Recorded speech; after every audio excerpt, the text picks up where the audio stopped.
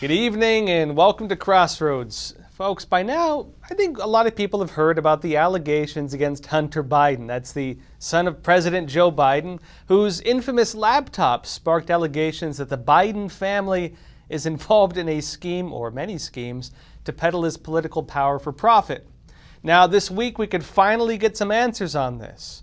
A congressional press conference this Wednesday is set to release its findings, and they say at least it includes whistleblower statements, bank documents, and other information, and they claim that it shows evidence of crimes, not just with Hunter Biden, but with other members of the Biden family as well. Now, of course, we're still waiting to see the evidence, so innocent until proven guilty. We'll see what comes out from it. Joe Biden was asked about this during an interview with MSNBC. Biden says that he stands by his son's innocence. Watch this. There is something personal that's affecting you. Your son, while there's no ties to you, could be charged by your Department of Justice. How will that impact your presidency? First of all, my son's done nothing wrong. I trust him. I have faith in him.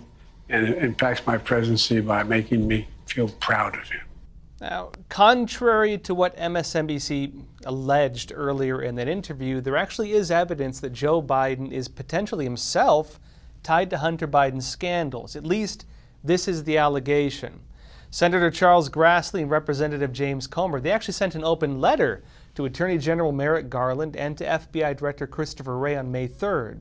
Now, while we haven't seen the full proof yet, they claim whistleblowers have revealed that the FBI and the DOJ have evidence that ties Joe Biden to these potential crimes.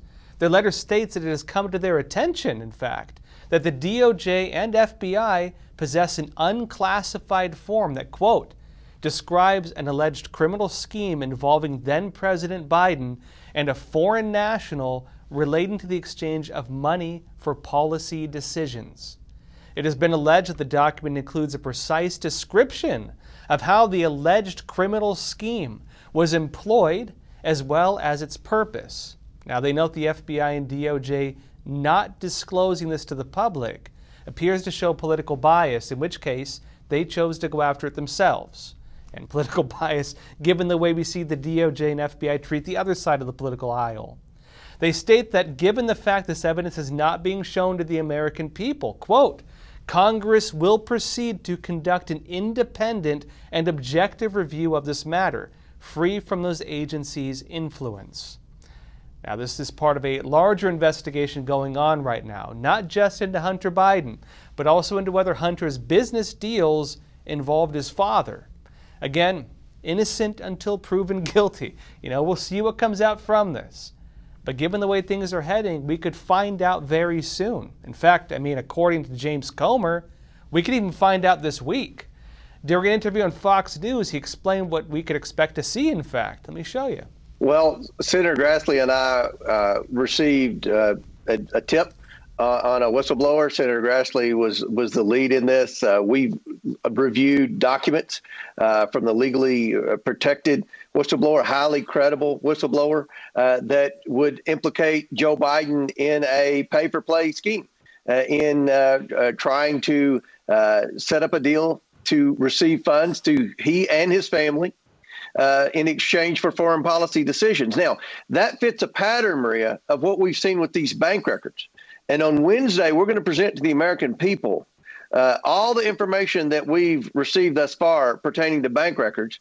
We're going to disclose many of the different LLCs, many of the different transactions that all these different Biden family members have gotten from our adversaries around the world. Now, we don't believe this was just a coincidence that all these Biden family members were receiving money from this web of LLCs into their personal bank accounts. We believe this was done in exchange for something that then Vice President Biden and now President Biden would have done. So this whistleblower is going to provide some very crucial information to our investigation, and we've given the FBI until May the 10th to produce this document.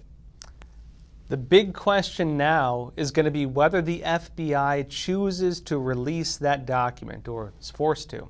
They have until May 10th for that, which is going to be this Wednesday. But it appears that an even bigger question right now isn't actually on whether or not Hunter's going to be indicted. It seems something's going to happen.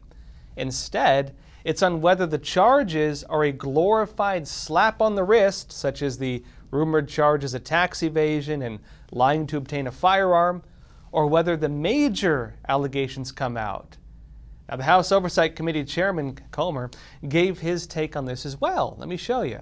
My message to the Department of Justice is very loud and clear. Do not indict Hunter Biden before Wednesday, when you have the opportunity to see the evidence that the House Oversight Committee will produce with respect to the web of LLCs, with respect to the number of adversarial countries that this family influence peddled in. This is not just about the president's son. This is about the entire Biden family, including the president of the United States. So we believe there are a whole lot of accounts that the IRS and the DOJ don't know about, because we don't believe they've done a whole lot of digging in this. And we have. We've spent the past 100 days poring over bank documents. I've used subpoena power to get these bank documents. We've been meeting with former associates of the Bidens in their different influence peddling schemes. We've been meeting with whistleblowers. We know exactly what this family was doing. And by all accounts from the media reports that we're getting, what they're looking at charging Hunter Biden on is a slap on the wrist. It's a drop in the bucket. So Wednesday will be a very big day for the American people in getting the facts presented to them so that they can know the truth. And then the Department of Justice can finally do what they should have done years ago. Well, we'll see what's shown this Wednesday during the press conference. And we'll also see what charges, if any, Hunter Biden faces. And most importantly as well, we're going to see whether it's just Hunter on this, or whether it's, as Comer suggests, several members of the Biden family. Now, a release from the House Oversight Committee hints at what we could be seeing. It claims the committee recently revealed one of the alleged deals, where it states this: the committee revealed one deal that resulted in several members of the Biden family and their companies receiving over $1 million in more than 15 incremental payments from a Chinese company through a third party. Now, that'd be important for several reasons.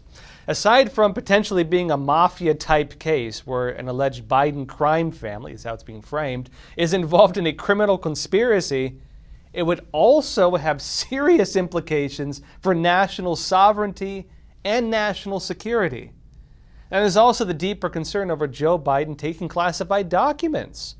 Why were they being stored in several rooms of his Delaware home? Why was Biden allegedly taking these documents home when he was still a senator? And why was that same residence, where he had those documents, also allegedly listed as the home of his son, Hunter?